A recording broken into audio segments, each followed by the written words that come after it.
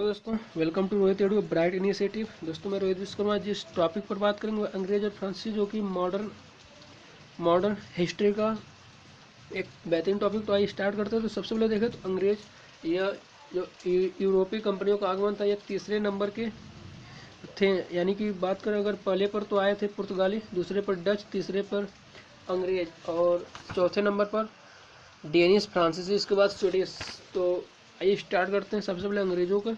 तो देखें तो इनकी जो प्रारंभिक यात्राएं थी यह सुमात्रा, जावा और मलक्का के लिए हुई, जो कि यह सुमात्रा, जावा और मलक्का इंडोनेशिया में पड़ता है। और सितंबर 1599 में देखें तो लंदन में कुछ व्यापारियों ने मेयर की अध्यक्षता में एक सभा का आयोजन किया और 1599 में, यानी इस आयोजन जो सभा हुई थी, इससे एक रिजल्ट निकला कि 1599 में एक कंपनी, गवर्नर एंड कंपनी या merchants of London trading into the east Indies रखा गया। और इंग्लैंड की महारानी एलिजाबेथ प्रथम ने 31 दिसंबर 1600 में एक आज्ञा पत्र द्वारा इसे 15 वर्षों के लिए पूर्वी देशों के साथ व्यापार करने का एकाधिकार प्रदान किया। अब देखिए तो कंपनी की समिति में एक निदेशक, एक उपनिदेशक और 24 अन्य सदस्य थे।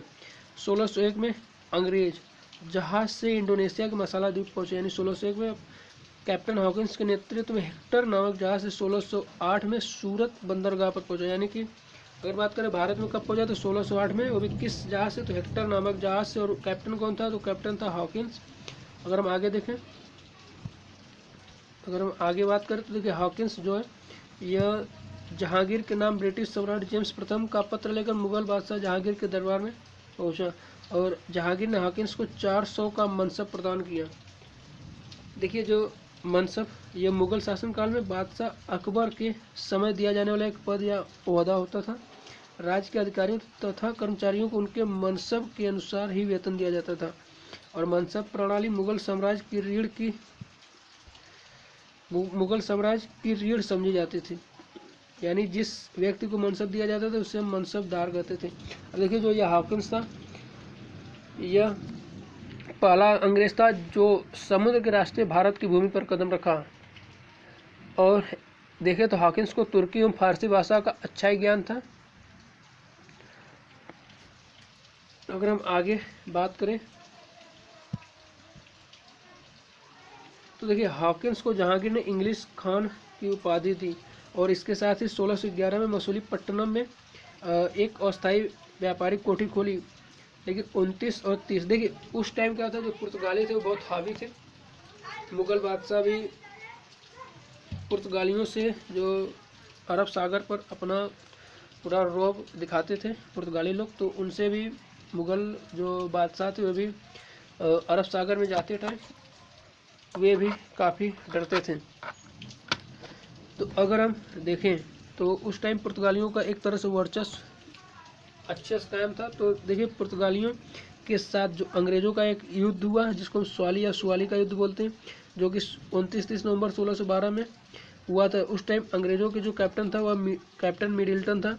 और इसमें देखिए एक जहाज़ था, रेड ड्रैगन नामक जहाज़ ने एक असली भूमिका निभाई थी। और इसमें जो अंग्रेज थे वे विजयी हुए। तो इससे पुर्तगालियों का जो वर्चस्व था अरब सागर पर वह समाप्त हो गया। देखिए जो पुर्तगाली वे खुद को सागर के स्वामी कहते थे।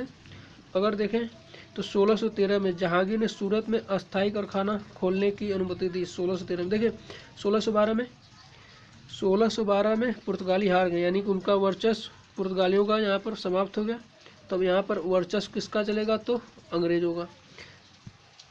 अगर हम देखें तो 1629 में दूसरी कोठी इन्होंने खोली अरमा गांव में। अगर 1632 में फ्रांसिस डे ने चंद्रगिरी के राजा से मद्रास पट्टे पर लिया। अब देखिए फ्रांसिस डे 1632 में चंद्रगिरी के जो राजा थे उससे मद्रास को पट्टे पर लिया, जहां पर उसने किलेबंद कोठी फोर्ट सेंट जॉर्ज पड़ा। यानी उस कोठी का नाम, एक किलेबंद कोठी बनाई और उसका नाम फोर्ट सेंट जॉर्ज पड़ा बाद में। तो यह देखिए जो सीमट है यह फोर्ट सेंट जॉर्ज होगा, वह गलती से हो गया। 1651 में हुगली में व्यापारिक कोठी स्थापित की। अगर पूछे बंगाल में पहली कोठी कब स्थापित की तो 1651 में। अगर हम आगे देखें तो 1615 ईस्वी में सर टॉमस रो ने जहांगीर के दरबार में आया, यानी 1615 में एक टॉमस रो फिर से जहांगीर के दरबार में है।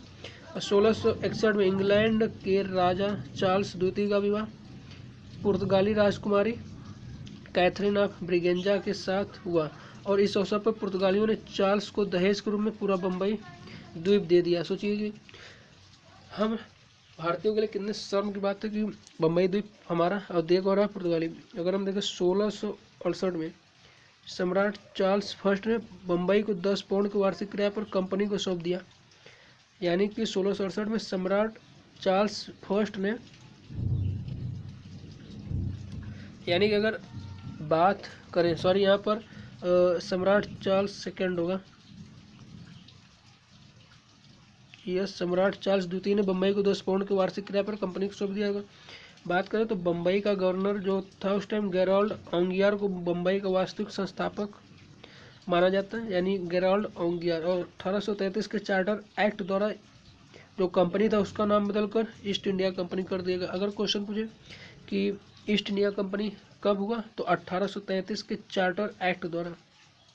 अगर आप आगे देखें तो बंगाल में प्रारंभिक राजनीतिक गतिविधि, यानी बंगाल में कैसे अंग्रेज लोग अपना सत्ता स्थापित की, तो देखते हैं इसके बारे में। तो देखिए सबसे पहले हुआ क्या कि बंगाल में सर्वप्रथम अंग्रेजों को व्यापारिक छूट 1651 ईस्वी में ग्रेवियन बार्टन द्वारा प्राप्त किया, यानी ग्रेवियन बार्टन द्वारा प्राप्त किया। देखिए जो ग्रेवियन बार्टन था बंगाल के सूबेदार शाह शुजा के साथ दरबारी चिकित्सक के रूप में रहता था। अगर देखें तो इसके द्वारा 3000 रुपये वार्षिक कर, 3000 रुपये वार्षिक कर के बदले कंपनी को बंगाल, बिहार और उड़ीसा में मुफ्त में व्यापार करने की अनुमति प्रदान की गई। अगर आगे देखें तो अक्टूबर 1686 में अंग्रेजों ने हुगली को लूट लिया, परंतु औरंगजेब द्वारा पराजित होने पर वे हुगली से भाग खड़े हुए। देखिए जॉब चार्नोक ने अगस्त 1690 में सूतानाती में एक अंग्रेज कोठी स्थापित की, और इस प्रकार ब्रिटिश भारत की भावी राजधानी कलकत्ता की नींव पड़ी। अगर आगे देखें तो बंगाल के सूबेदार अजीम उस्सान ने 1698 में अंग्रेजों को सूतानाती, कलिकाता और गोविंदपुर नामक 3 गांवों की जमींदारी प्रदान की, और देखिए यही 3 गांव आगे चलकर कोलकाता बने। अगर हम आगे देखें तो कलकत्ता में फोर्ट विलियम का निर्माण किया, और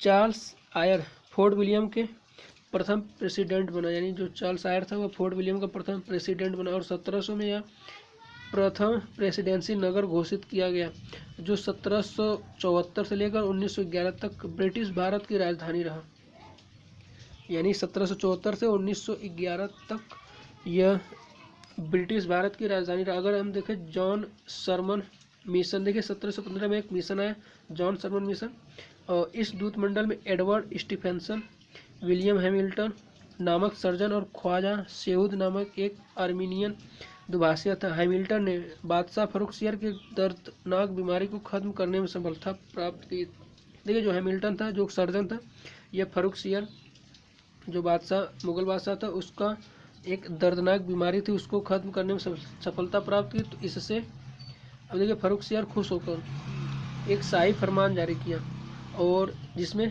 3000 रुपये वार्षिक कर के बदले कंपनी को बंगाल में मुक्त व्यापार करने की छूट मिली। देखिए उस टाइम बंगाल को हम कामधेनु गाय बोलते थे, यानी उससे इतना रेवेन्यू उपजती थी कि, लेकिन उस टाइम फर्रुखसियर ने क्या किया कि 3000 रुपये, बस मात्र 3000 रुपये वार्षिक कर के बदले में कंपनी को बंगाल में मुक्त व्यापार करने की छूट दे दी। और अगर दूसरा देखें तो 10,000 रुपये में वार्षिक कर के बदले कंपनी को सूरत में सभी करों से मुक्त कर दिया, यानी बंगाल भी गया, सूरत भी गया। अब बम्बई में कंपनी द्वारा ढाले गए सिक्कों को संपूर्ण मुगल राज्य में चलाने की आज्ञा मिल गई।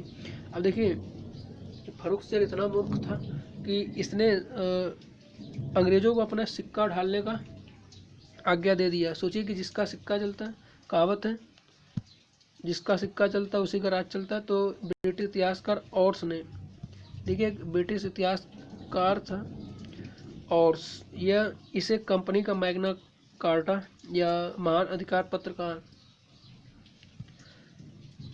आगे देखें, अब देखें फ्रांसीसियों के बारे में।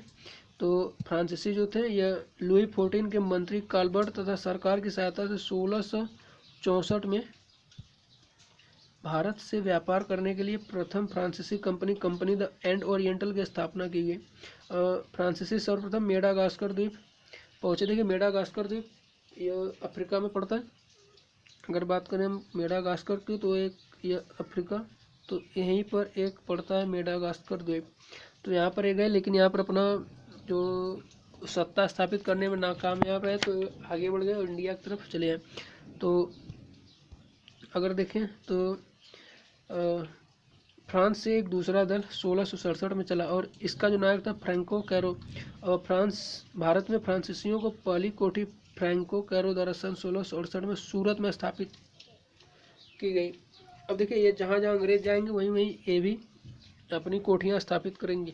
और 1672 में फ्रांसीसियों ने मद्रास के निकट सेंट टोपे को जीत लिया। अब देखिए 1672 में क्या है कि फ्रांसीसियों ने मद्रास के निकट सेंट टोपे को जीत लिया, और परंतु अगले वर्ष उनका नौसेना अध्यक्ष जो दिलाये था वो गोलकुंडा सुल्तान और डच की सम्मिलित सेना द्वारा पराजित हुआ और डचों को जो सेंट टोमे वह देने के लिए बाध्य हुआ। यानी कि जो सेंट टोमे था या सेंट टोमे देने के लिए बाध्य हुआ। अगर आगे देखें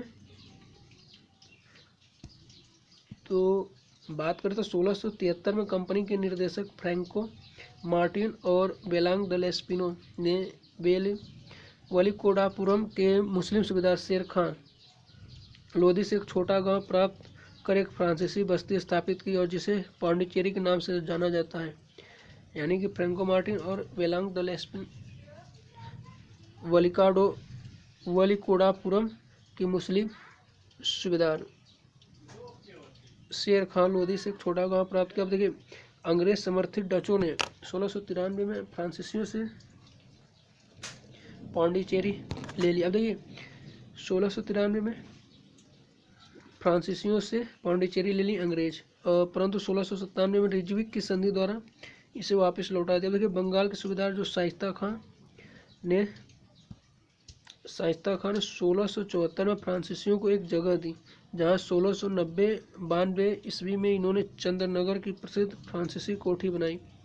अगर देखें तो फ्रांसीसियों ने 1721 में मॉरिशस, 1725 में मालाबार और समुद्र तट पर स्थित माहे और 1739 पर कराईकल पर अधिकार कर लिया। और जो फ्रांसीसी गवर्नर यानी कि 1721 में मॉरिशस में, 1725 में मालाबार और मालाबार समुद्र तट पर स्थित माहे और 1739 में कराईकल पर अधिकार कर लिया। अगर फ्रांसीसी गवर्नर डुप्ले, देखिए यह जो फ्रांसीसी लोग कब ज़्यादा चमके तो यह उस टाइम गवर्नर था। डुप्ले के समय में फ्रांसीसी प्रभुत्व की स्थापना हुई।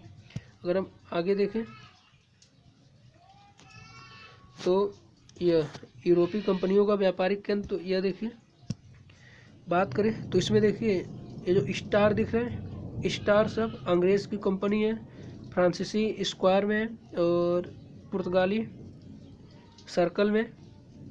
अगर डच की बात करें तो त्रिभुजाकार आकृति और डेनमार्क ये भी स्टार है लेकिन सर्कल के भीतर। यानी कि ये देखिए अगर हम अंग्रेज़ों की बात करें तो एक अंग्रेज़ यहाँ, यह फिर यह सूरत, फिर इसके बाद Bombay, Goa, Coonoor, Fort Saint David, इसके बाद Fort Saint George, Nellore, Machilipatnam, Visakhapatnam, Fort William, इसके बाद कासिम बाजार। अगर हम बात करें